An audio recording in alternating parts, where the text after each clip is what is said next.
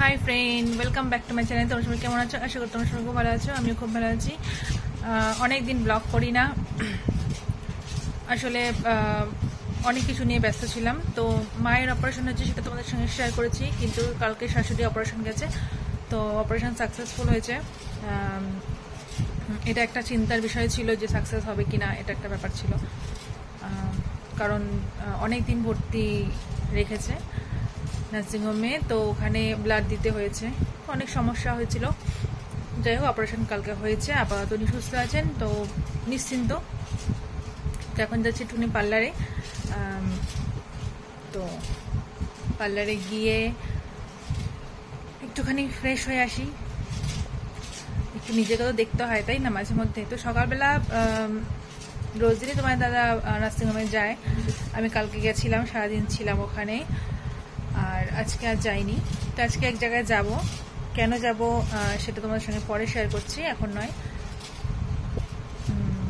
তো সকালবেলা কিছুই না, ওই ডাল সেদ্ধ, পটল ভাজা, এই টুকটাক এই রান্না হয়েছে।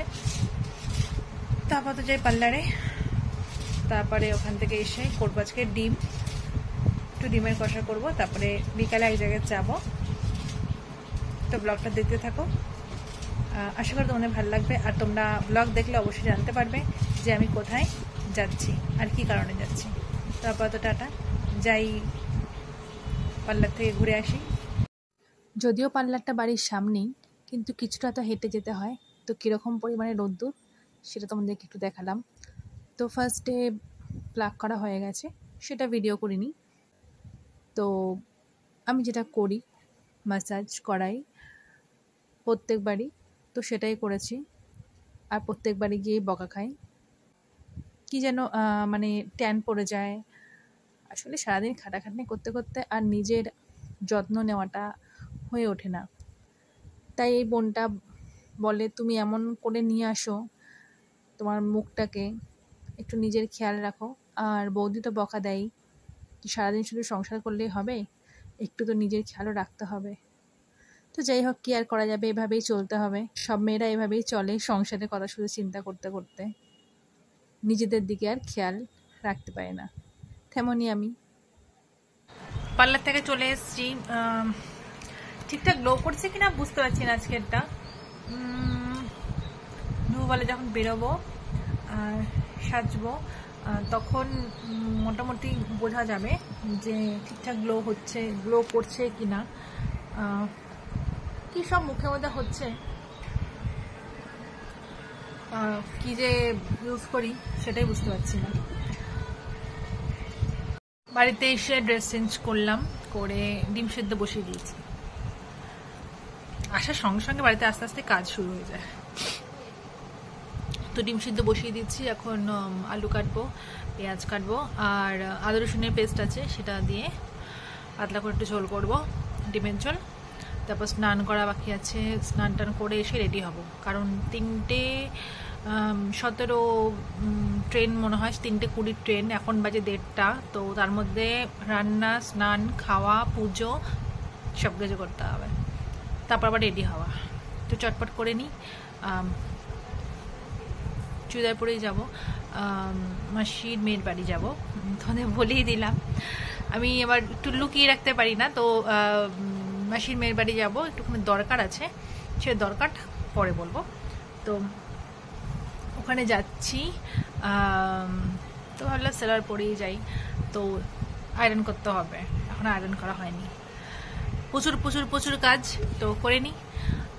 তারপর তোদের সঙ্গে পরে কথা বলছি। ওকে, তোমাদের বললাম ডিম সিদ্ধ বসিয়ে দিচ্ছি, এদিকে ডিম আর আলু দুটোই সেদ্ধ হয়ে গেছে, আর সেটা ছুলেও রেখে দিয়েছি ডিমটাকে। পেঁয়াজ কাটা হয়ে গেছে, আর আদা রসুনের পেস্ট তো আমার আনাই ছিল, তো এই একসঙ্গে মিশিয়ে দিয়েছি। আর কাশ্মীর লঙ্কা গুঁড়ো, হলুদ, নুন এটাই দিয়েছিলাম। আদা রসুনের গুঁড়ো দিয়েছিলাম, আজকে পেস্টটা দিইনি, তো গুঁড়োটা দিয়েছিলাম। আর পেঁয়াজ ভেজে মশলা দিয়ে একদম নর্মালভাবে যেরকমভাবে ডিম করি আমি, তো সেভাবেই করে ফেলেছি, একদম হালকা পাতলা মাছের ঝোল, সরি ডিমের ঝোল। তো এই যে আমার ডিমের ঝোল কিন্তু রেডি হয়ে গেছে। দুদিন থাকবো না, তো কিছুটা দুধ ছিল, নষ্ট হবে। আজকে দুধ দিয়ে গেছে, কালকে বলতে ভুলে গেছিলাম দাদাকে যে দুধ দেবেন না। তো যাই হোক, এখন তো একটুখানি চা খাচ্ছি, এখন ড্রেস বার করব, এখনো স্নান হয়নি, রান্নাটা প্রায় কমপ্লিট হয়ে এসছে। এখন ড্রেস বার করব কোনটা, সেটা আবার আয়রন করতে হবে। তো আয়রনটা করে নিই, তারপর চা খাবো। চাটা গরম তো, আর গরম চা এখন খাওয়া যাবে না। তো আগে আয়রনটা করে নিই, তারপরে চা খাবো। চা খেয়ে স্নান করতে যাবো। স্নান করে এসে খাওয়া দাওয়া, পুজোর পরে খাওয়ার পরে রেডি হয়ে যাওয়া। 1 ঘন্টা টাইম, জানি না হবে কিনা, কি জানি কি হয়, দেখি। তো আপাতত আয়রন করতে শুরু করি। হ্যাঁ, স্টেশনে অনেকগুলো সিঁড়ি ছিল, উঠতে গিয়ে হাঁপিয়ে গেছি। তারপরে তাড়াতাড়ি করে টোটোতে উঠলাম। টোটো মানে দাদা এত জোরে চালাচ্ছিল, মানে ভাবছিলাম কি পড়েই যাবো উল্টে। তো যাই হোক, বোনের বাড়ি একদিন চলে এসেছি, এই যে দুজনে। আর তোমার দাদা এসেছিল, ও কল্যাণীতে শাশুড়িকে দেখতে চলে গেছে।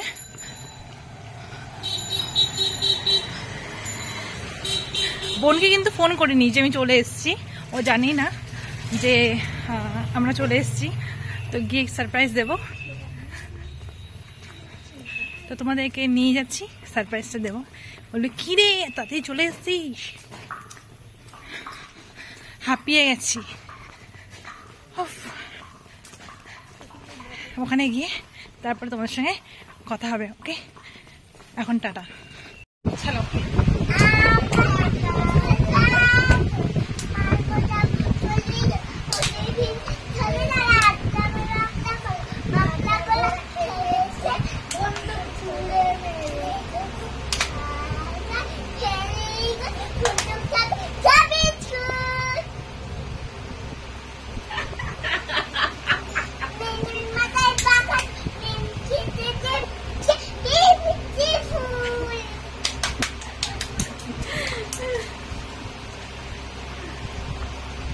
তোমার নাম কি?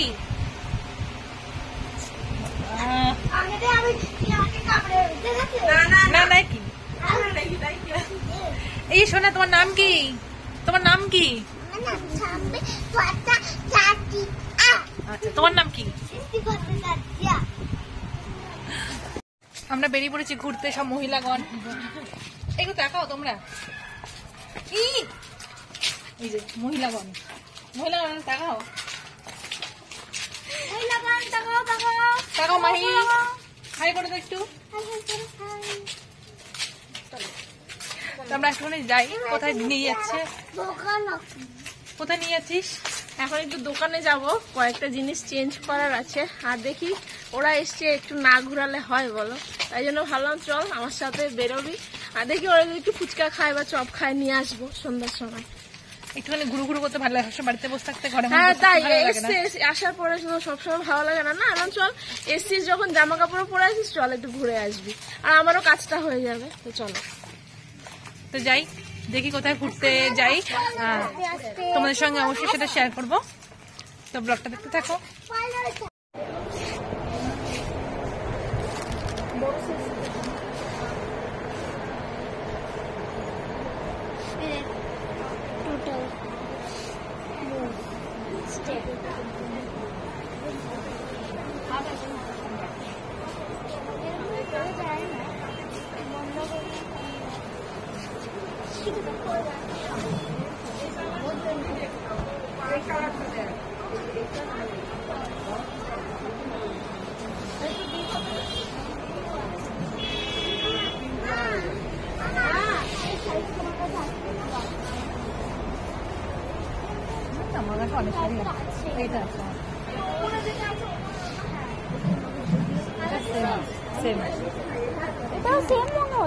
আমরা গেছিলাম ছোটখাটো একটা শপিং মলে, ওই টুকটাক কিছু কেনাকাটি করেছি। আর এই যে ডাল সিদ্ধ, আলু সিদ্ধ, ডিমের অমলেট, এটা আমি বলেছিলাম এই রান্নাটা করতে।